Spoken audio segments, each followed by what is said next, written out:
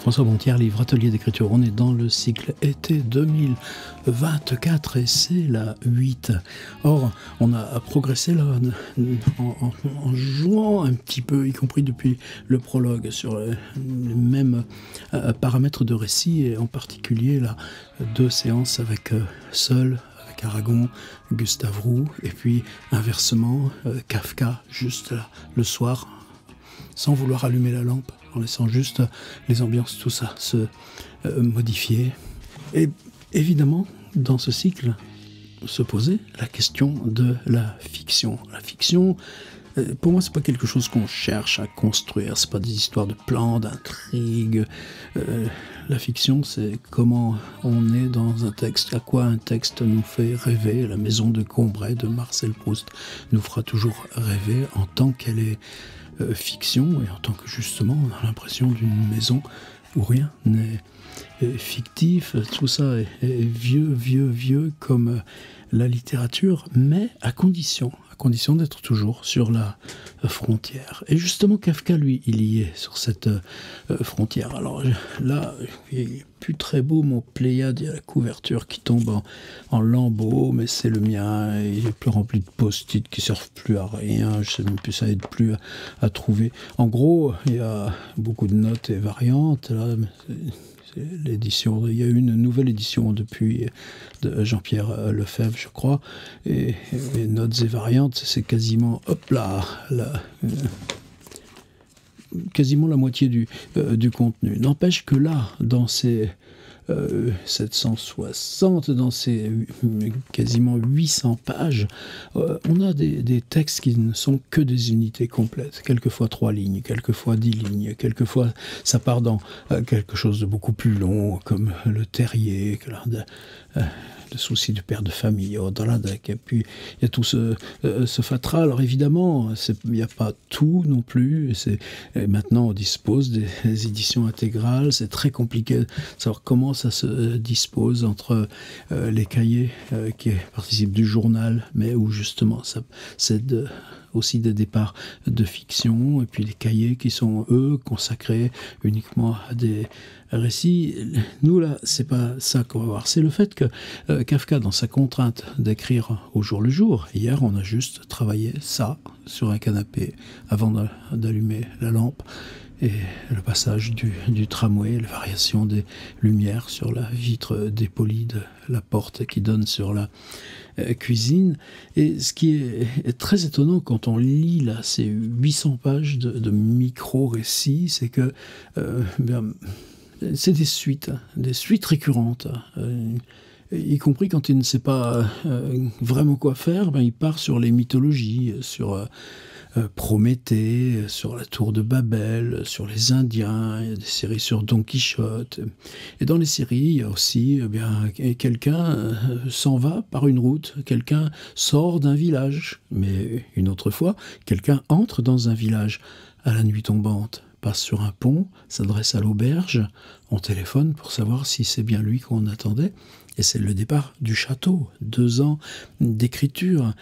Et dans ces suites, il y en a une, c'est les chambres. Et ce qui est, pour moi, ce qui donne un statut ambivalent là, à cette suite de chambres, c'est qu'elles sont toujours un retour. Il y a un texte qui s'appelle Vacarme, c'est les frangines qui parlent trop fort, c'est les allers-retours incessants, les portes qui claquent, alors que lui attend là ce tout petit peu de calme pour commencer l'écriture.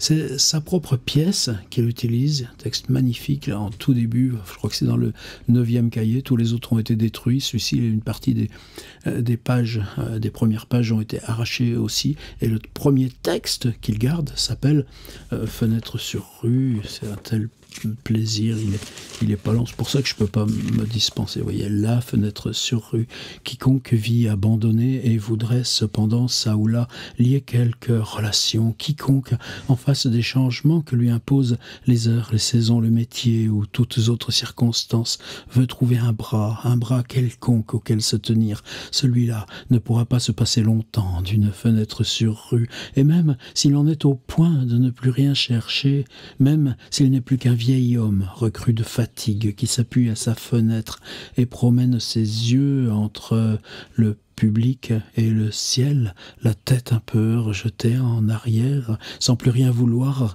les chevaux l'entraîneront cependant dans leur cortège de voitures et de bruit pour le replonger enfin dans le concert des hommes.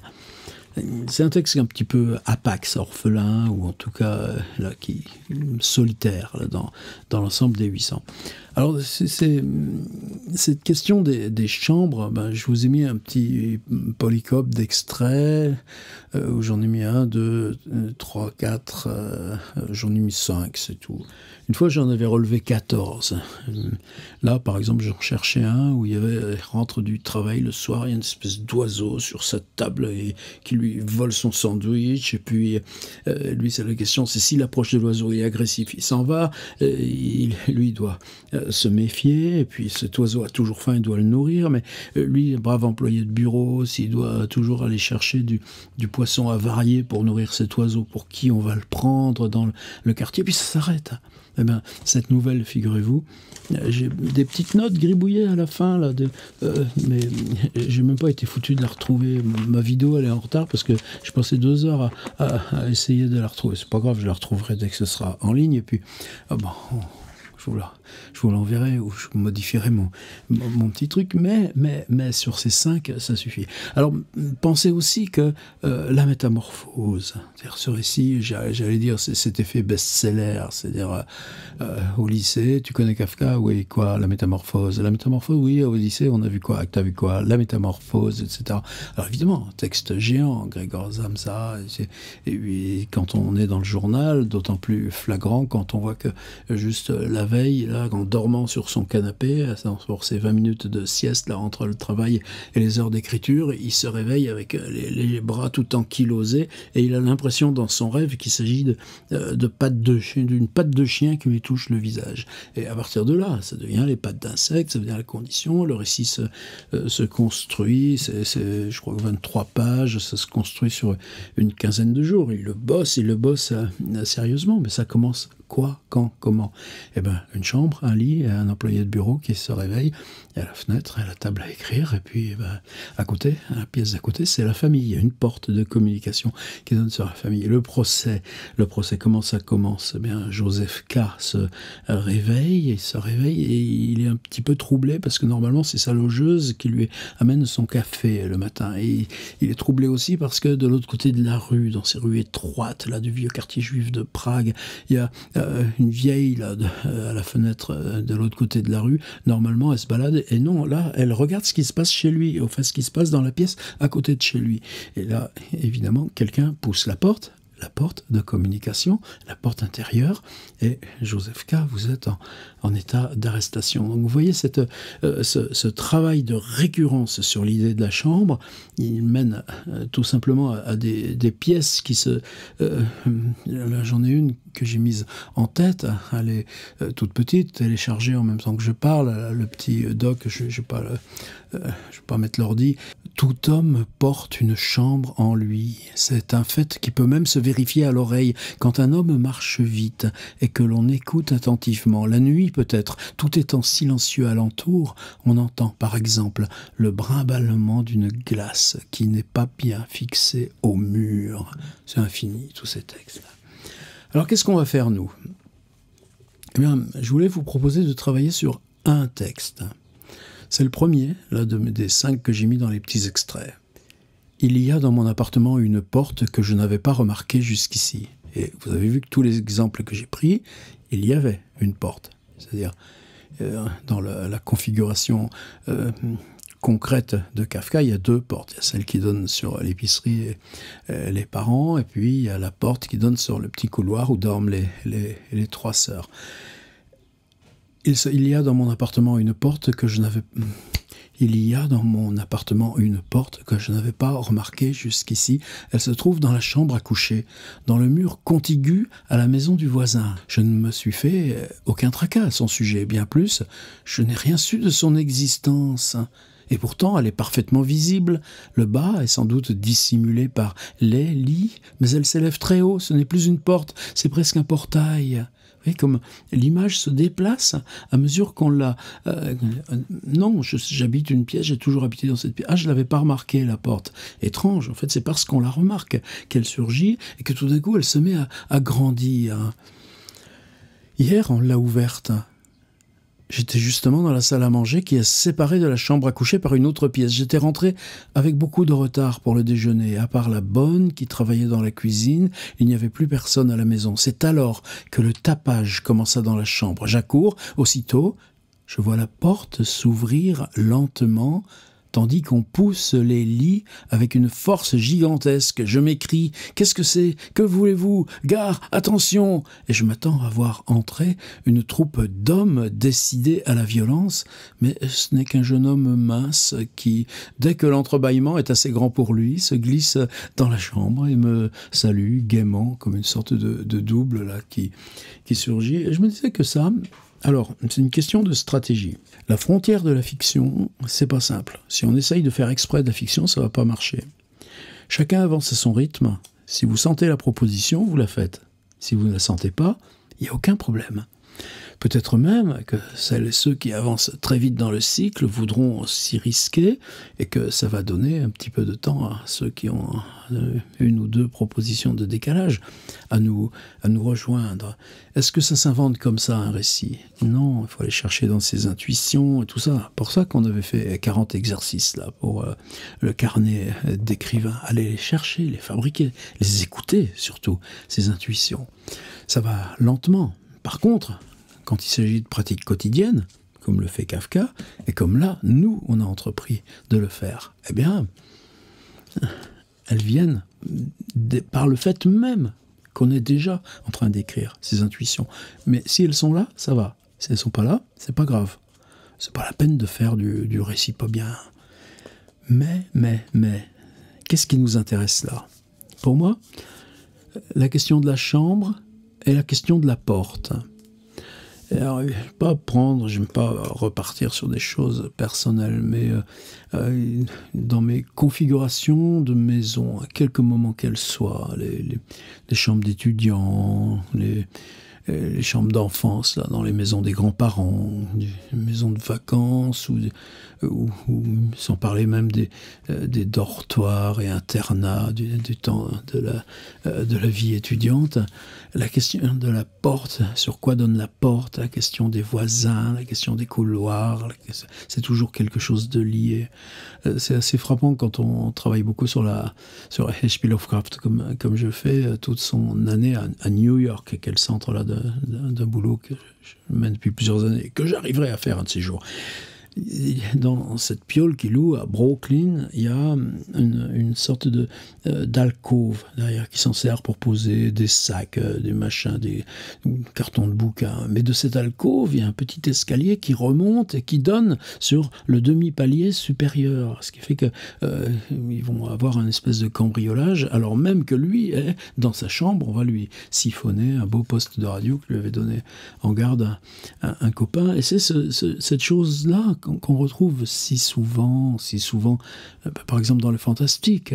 Pour moi, le livre par excellence du fantastique, du roman fantastique associé à Franz Kafka, par la période, par quelqu'un qui est juste un aîné, c'est le Golem de Gustav Meyrink. Et il y a la chambre, la pièce même du Golem, vous savez ce qu'il a défini, c'est une porte, une fenêtre qui donne sur le ghetto, et cette fenêtre, nul ne sait comment rejoindre cette pièce. Par contre, à un moment donné, parce qu'on sera passé dans les souterrains, les caves, les souterrains, qu'on sera remonté par des espèces d'échelles, tout d'un coup, on va ouvrir une trappe et on saura tout de suite qu'on est dans cette chambre avec quelques habits là posés par terre, et là c'est l'horreur. Mais quand une apparition vient à la fenêtre, c'est signe de catastrophe et malheur pour toute la communauté. Tout le golem marche avec ça, mais si vous vous souvenez un peu du golem, eh bien, à la fin, il y a une porte qui s'ouvre dans un mur Un jour de brouillard, s'il n'y a plus le brouillard, il n'y a plus de porte dans le mur. Et tout au début, là, une porte s'ouvre dans un appartement, une porte qui n'existe pas. Etc. Alors, dans les autres histoires de Kafka, bon, je vous laisse vous balader, vous verrez la dernière, par exemple, ce truc avec et toujours la porte. Qu'est-ce qui se passe par la porte? Ben, c'est le voisin qui entre et qui lui casse la figure. Tous les soirs, à la même heure, quand lui, il est en train d'écrire une lettre, des lettres.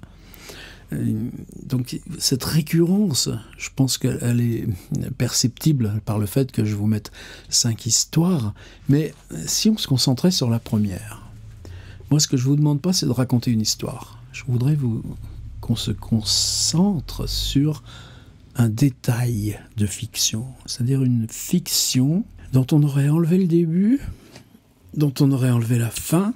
Si je prends mon livre de Kafka, hop là, je prends cette page, j'enlève ça, et je vous dis c'est quoi ça?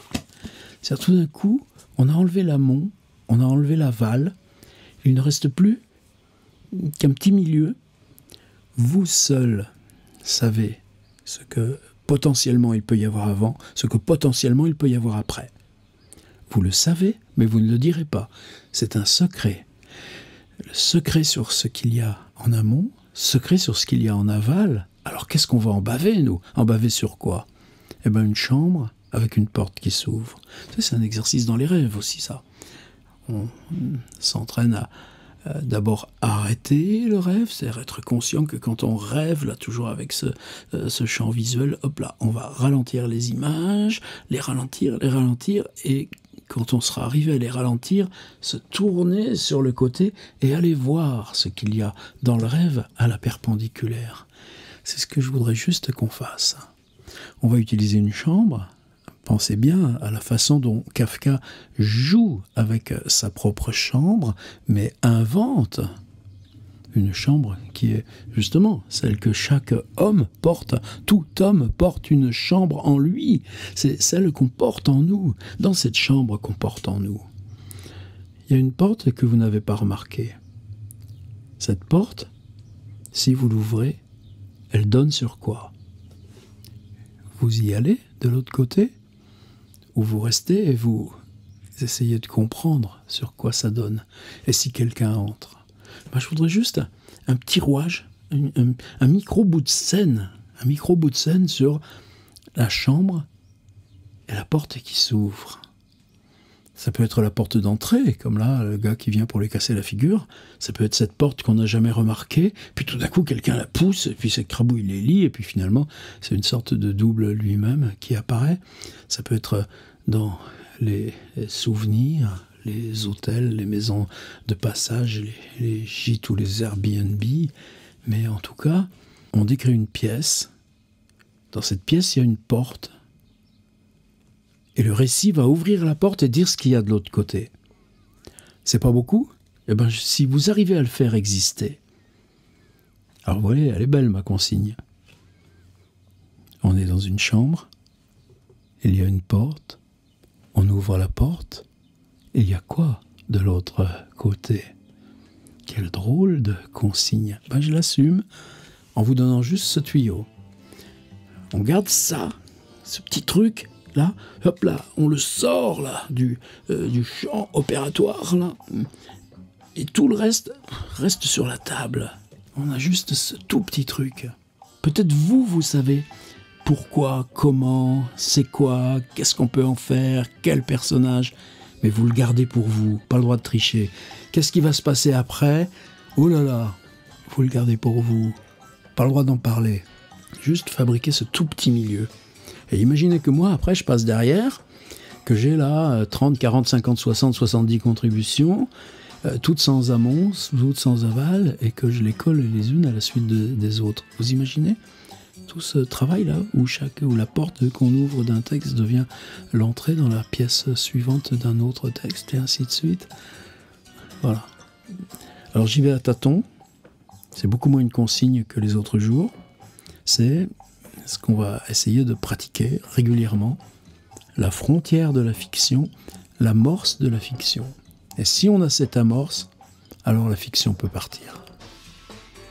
Et surtout, on ne se force pas. Si vous ne le sentez pas, vous n'y allez pas. Par contre, si vous avez quelque chose qui ressemble à cette chambre et quelque chose qui ressemble à cette porte, bien, même quitte à utiliser le rêve, juste allez dire ce qu'il y a de l'autre côté. Et on va en avoir des surprises. Voilà la proposition 8.